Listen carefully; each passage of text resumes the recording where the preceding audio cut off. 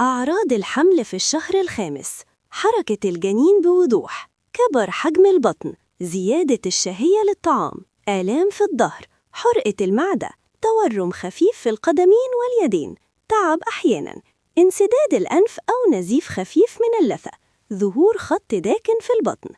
احكي لنا، إيه الأعراض اللي حسيتي بيها في الشهر الخامس من الحمل؟